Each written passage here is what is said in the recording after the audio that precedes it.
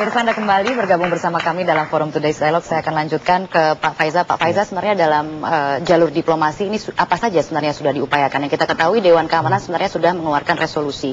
Namun nampaknya resolusi itu ditolak oleh kedua belah pihak yang sedang bertikai di jalur Gaza. Betul. Apalagi upaya diplomasi yang bisa dilakukan? Ya, memang telah ada satu resolusi 1860 ya, yang dilahirkan beberapa hari lalu. Tapi kita realistis juga melihat bahwa resolusi tersebut mencerminkan satu yang bersifat kompromi ya. Sehingga kelemahan dari resolusi itu sendiri tidak, pertama dia tidak didukung oleh Amerika Serikat dengan bersikap abstain, dan juga resolusi tersebut tidak mengandung apa yang kita sebut aspek sanksi. Apa kalau tidak ada aspek sanksinya itu tidak mengikat atau bagaimana?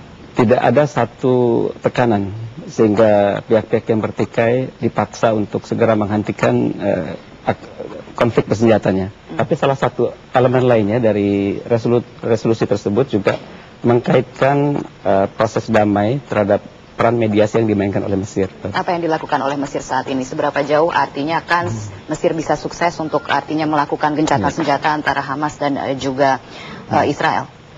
Memang masih belum konkret ya, tapi setidaknya kedua pihak sudah mulai ada kontak-kontak. Itu salah satu tanda-tanda bagi adanya proses ke arah peredaan, katakanlah peredaan ketegangan.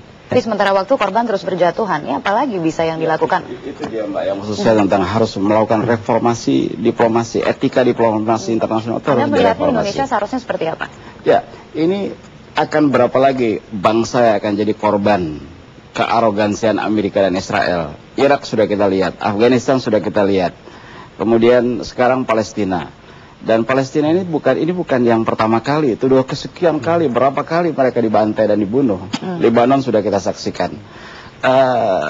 Kalau kita hanya bertumpu kepada pola mekanisme PBB yang sekarang berlaku, maka PBB tidak pernah berbuat sesuatu yang sangat signifikan kalau terkait dengan masalah kemanusiaan yang di pihak yang mereka tidak begitu appreciate kepada mereka. Tapi sementara waktu kita juga mendengarkan pemerintah Indonesia sedang mengupayakan jalur lain, jalur GNB, untuk mengupayakan sebuah sidang majelis umum. Nah, ini seberapa efektif sebenarnya yang diupayakan oleh Indonesia ini?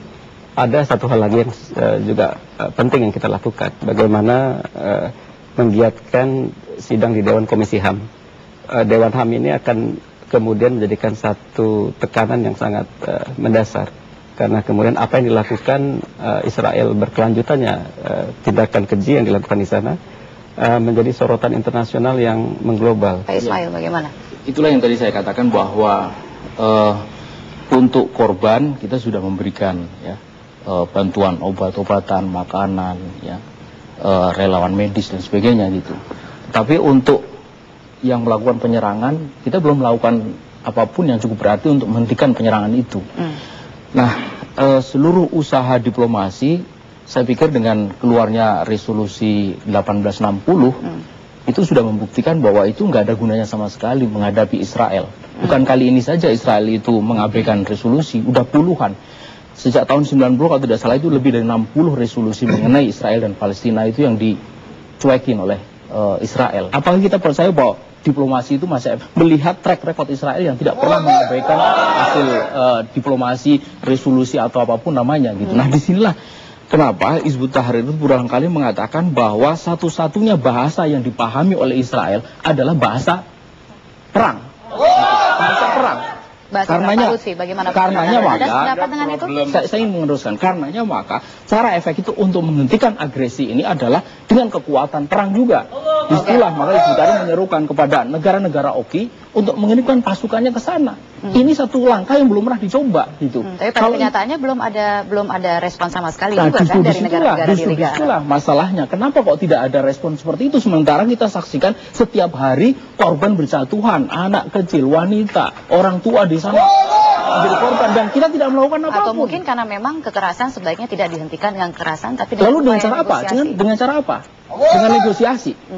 Masihkah kita percaya apa langkah-langkah negosiasi melawan Israel? Sementara track record sudah membuktikan bahwa Israel itu bagaimana? Apakah negosiasi ini masih jalan yang terbaik atau tidak? Ya, ada problem internal yang saya kira bersifat ideologistis. Maksud saya begini, kalau kita tidak bisa mengandalkan PBB karena tekanan PBB terhadap Israel tidak cukup ampuh, maka sebetulnya yang kita harus lakukan adalah mendekat melibatkan misalnya negara-negara Arab, khususnya yang punya hubungan dengan Israel seperti Mesir atau Yordania misalnya. Tetapi ini kan juga tidak efektif karena memang ada yang saya sebut tadi problem internal yang bersifat ideologis. Karena buat pemerintah Mesir yang menganggap bahwa ini adalah persoalan bukan Arab-Israel konflik atau Palestina-Israel konflik, tapi konflik antara kaum moderat dengan kaum radikal. Sehingga misalnya buat pemerintah Mesir, Hamas adalah ancaman.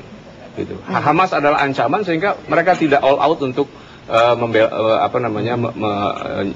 terlepas dari itu krisis kemanusiaan sedang terjadi di Galur Gaza. Iya, lepas dari itu sisi kemanusiaan. Enggak, maksud saya kalau kita mau berbicara keluar dari kerangka yang kita miliki, harusnya kan ada alternatif. Tapi ternyata alternatif yang kita punyai pun tidak bisa karena ada problem-problem internal di dalamnya. Saya ingin bicara misalnya kalau menarik ke belakang misalnya. Ini kan problem konflik Palestina atau nasib Palestina secara umum adalah sebagian kesalahan orang-orang Arab di sana. Misalnya ada two state solution yang itu merupakan resolusi PBB 181 Pak ya kalau tidak salah, itu yang solusi dua negara.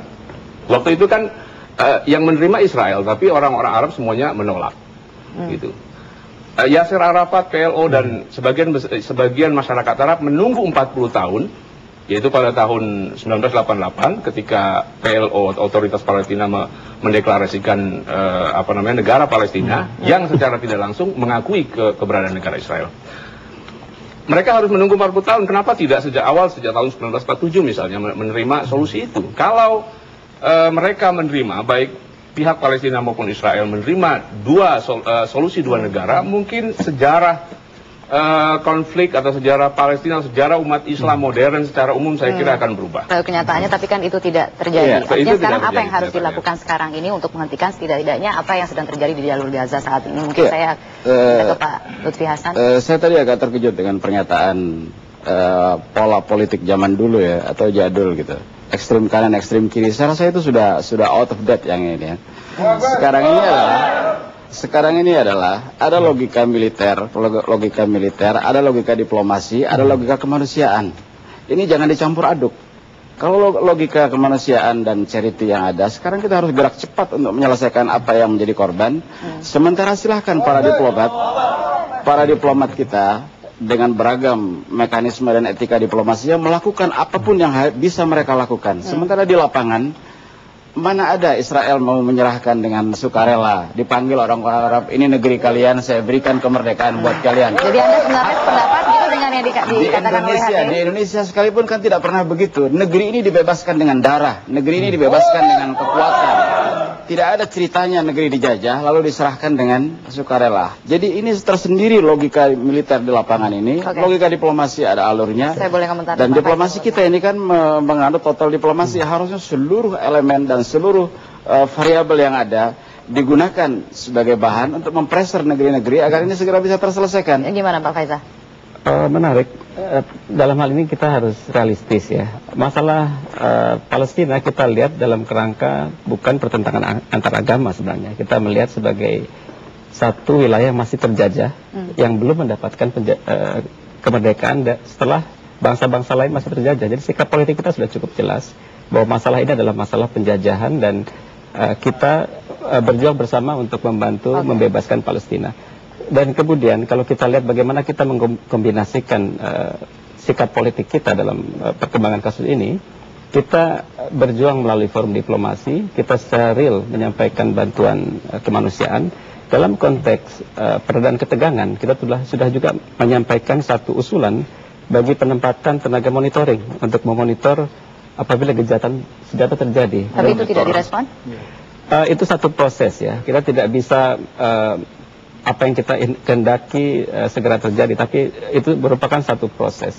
Tidak bisa kita inginkan perdamaian terjadi segera, besoknya bisa kita dapatkan. Baik, kita berhenti di situ dulu, akan kita lanjutkan setelah pariwara berikut ini. Pemirsa tetaplah bersama kami, Forum Today's Dialogue akan segera kembali sesaat lagi.